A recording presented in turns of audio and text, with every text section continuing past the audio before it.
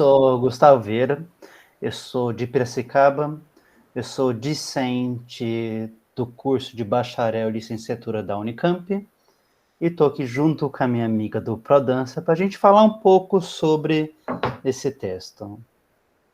Olá, pessoal. Eu sou a Thalita Dourado. Atualmente estou morando em Ceres, Goiás, uma cidade do interior, mas sou formada em dança, em licenciatura em dança, pelo Instituto Federal de Brasília. E como o Gustavo já me apresentou aqui, hoje nós vamos iniciar um pouco sobre um processo. A intenção nossa é trazer algumas reflexões de como transformar esse texto, esse conto dos irmãos Grimm em corpo. A gente tem muita referência da imagem do desenho da Disney, mas a gente queria fazer o processo anterior. Como a partir do texto a gente torna corpo. Então a gente tem esse título do trabalho nosso, que é Como Corpar um Texto.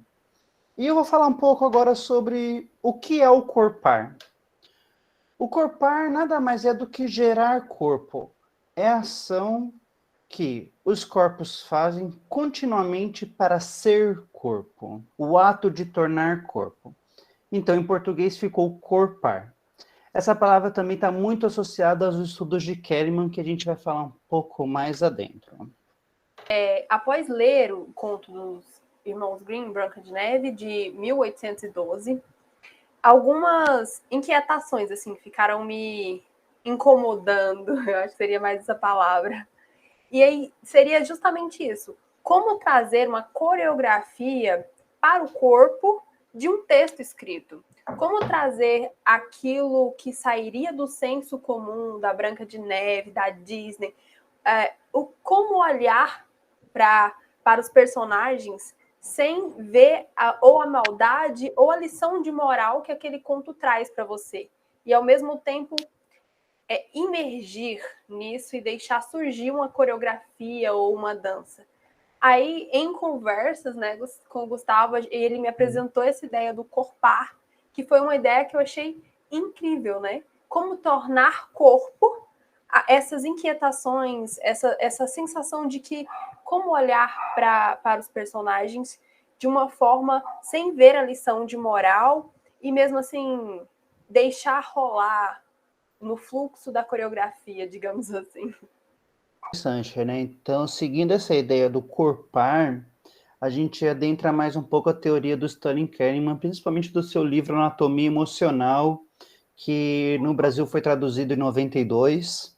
Eu gosto de usar ele como uso de criação de personagens. Então, o Stanley Kahneman nos oferece 4 padrões de corpo somático. Então, a gente tem um padrão rígido, que é aquele papel mais heróico, dominador, lutador. Normalmente tem uma aparência puxada para cima e firme. Tem um estado de espírito independente e normalmente é polarizada. Tem sentimentos associados a raiva, orgulho, atenção, confiável, cruel e explosivo. Tem medos como a rejeição, ser pequeno, ser subjugado e perder o controle. E uma coisa que para a dança, quando a gente pensa muito a dança em relação com o chão, esse tipo de padrão rígido, ele tem uma relação com o chão, uma relação erguida, uma relação inflexível. Aí a gente vai para o padrão denso, que tem papel de resistir, defender, lutar. Uma aparência compacta e mais firme ainda do que o padrão rígido. Tem um estado de espírito rebelde e rejeitador. Os sentimentos associados a esse tipo de padrão corporal é de desafio, de esperança, compassivo, leal, teimoso e empático. E tem medo, muitas vezes, de ficar fora de controle, ou de ser atacado, ou de atacar os outros. Sua relação com o solo é de empurrar para dentro e também é inflexível. Daí temos o padrão de inchado, que ele é mais simulador e tudo para todos, uma aparência estufada, meio mole. Ele tem um estado de espírito incorporador e apropriador.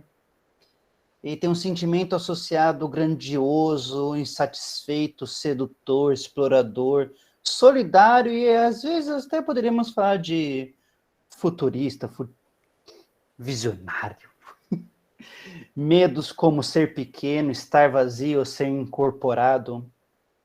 Uma relação com o solo que ele flutua para longe do solo e vive nos outros. E a gente tem o último padrão, que é o padrão colapsado. Que ele é um papel cético, uma pessoa cética, uma pessoa isolada. Um papel cético, um papel isolado não é uma pessoa, é só o papel. Uma aparência desmoronada e informe. Um estado de espírito desinteressado e fantasioso, sentimentos como obediência, decepcionado, enganado e resignado são sentimentos agregados a esse padrão colapsado. Medos como hostilidade, falta de suporte, ser controlado está relacionado a ele, e uma relação com o sol de voltado para dentro. Então, esses são 4 padrões bem grandes, assim, dentro da teoria de Kahneman, e que você pode ter ele por um padrão por fora e outro padrão por dentro dessa teoria. E assim a gente brinca, né? E a gente ficou conversando com isso sobre os personagens, e qual personagem nos encantava mais, e por que ele era assim, será que ele era assim? E foi esse papo. Justamente, né? Quando a gente chegou nessa ideia do corpar, a gente já chegou nesse tema, né? Como corpar um conto escrito. Com isso, surgiu várias curiosidades de como fazer isso, mas eu acho que, além do estudo de como interagir com esse personagem, a gente começou a buscar o como, né? O como não, quem, o que, onde você se encontra nesse conto. E foi assim o que eu achei incrível. O Gustavo, ele começou a lançar umas perguntas que eu acho que foi meio que um direcional para tudo isso que ele falou. Porque realmente tem como você corpar um corpo rígido, corpar um corpo que se expande, mas quem é você dentro desse conto? Será que você vê o personagem como alguém que se expande, como alguém que se contrai, como alguém rígido, como alguém tímido? É complexo chegar até isso. Até dentro da nossa conversa mesmo, eu via de uma forma um personagem, o Gustavo via de outro, e aí a gente foi trocando as ideias e de repente foi surgindo. Eu acho que literalmente nós dançamos com nossas falas naquele momento de descobrir quem era o personagem para você, quem era o personagem para mim, como a gente se encontrava naquele conto, e até as diferenças foram nos guiando por esse caminho. Por falar nisso, né, eu até pensei aqui em falar algumas perguntas e agora lançar para vocês as mesmas perguntas que o Gustavo fez para mim.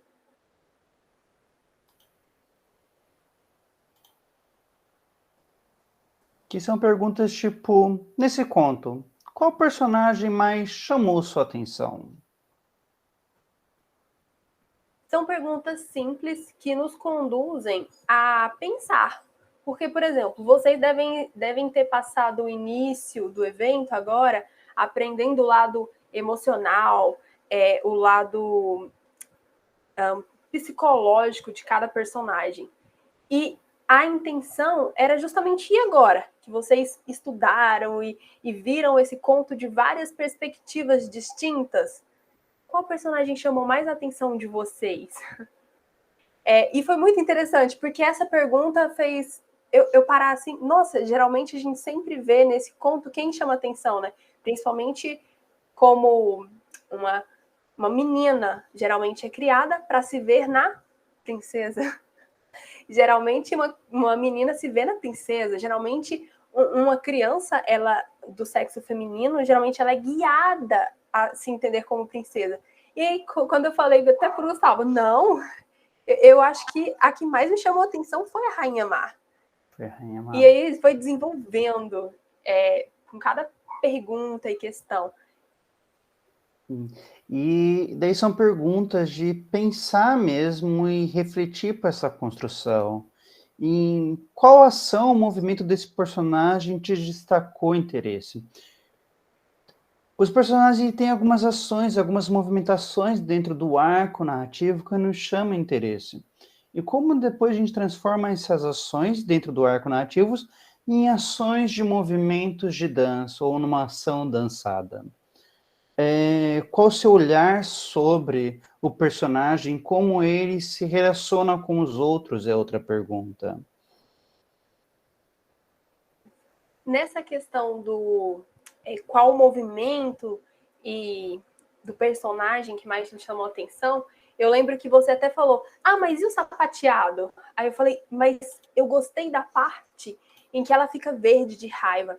Talvez a questão de estudar um pouco François Dessart, que ele gosta de expressão facial, o estudo minucioso, né, tenha me guiado para essa questão. Porque se você parar para pensar nos mínimos detalhes, eu acho que são esses que me atraem. Porque, como a gente até discutiu naquele momento, para mim a dança ela pode estar no pequeno, nos detalhes. E eu vi isso daquela frase do texto, né? Que ela chegou a ficar verde de inveja. De onde surgiu esse verde de inveja? O que seria o verde de inveja? Porque ninguém fica verde. Pelo menos, a não ser que eu mude a cor da iluminação, eu vou ficar verde. E aí nossa, cada momento eu ia lembrando de cada expressão que eu estudei, como ele via o olhar que cai, o olhar que sobe, o olhar que vira. Como isso seria a inveja? Como seria o verde de inveja no olhar dele? Como seria o meu verde de inveja? E foi bem interessante. Foi um guiar, né, de falas. Nossa, a gente ficou conversando por muito tempo, muitas horas. De noite ainda. Sim. Sim, e depois de noite.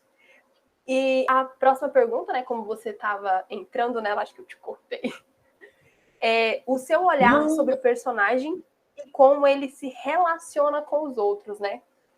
E eu lembro que o personagem que se relacionou com a rainha, assim, que mais me chamou a atenção foi o espelho. Espelho. Né? E é muito legal, né, a relação da rainha com o espelho. E daí a gente entrou num debate sobre beleza, sobre a rainha amar ser a mais bela de todas, como o próprio livro da Disney contando a história dela revela. E me surpreendeu diversos fatos, né, sobre o espelho, na verdade, o escravo dentro do espelho, ser o pai dela. Então, foi coisas muito interessantes. E veio esse negócio do ensino da dança, essa busca pela beleza, sobretudo. E é um conto muito legal. Mas retomando a questão do movimento, eu sinto que a beleza ela não pode ficar nesse lugar estruturado da forma. Então, quando eu comecei a pensar, como que então eu penso o movimento? Como eu vou pensar o movimento pela forma geométrica? Eu estudo muito o sistema Laban-Barthénef. Então, eu comecei a querer trazer um lugar mais comum que eu sinto que é no universo das pessoas que estudam dança, que são aqueles velhos e batidos elementos de esforço do Laban. Quem está me escutando aqui já sabe, já conhece aquelas velhas e 8 ações básicas de esforço segundo o Laban. É soco, é talhar, é pontuar, é sacudir, é pressionar, é torcer, deslizar, é flutuar e assim vai. Mas uma coisa que eu queria trazer aqui agora é a gente pensar sobre esses esforços de um lugar diferente. Porque é muito legal quando a gente vê os estudos de Laban, a gente vê que as atitudes internas, elas seguem um acordo, uma combinação entre espaço e tempo, ela tem uma ação de acordado, um estado interno de acordado. Uma combinação de peso e fluência tem um estado interno de onírico. Uma combinação entre espaço e fluência tem um estado interno de remoto. Uma combinação entre peso e tempo tem um estado interno de perto. Uma combinação entre espaço e peso de estável. uma combinação de tempo, fluência, um estado interno de móvel. E daí, com isso, e pensando nos padrões de corpo, a gente começa a criar danças para além de movimentos, passos e formas. A gente consegue ir para outros lugares e começar a corpar esse conto e criar dança nele.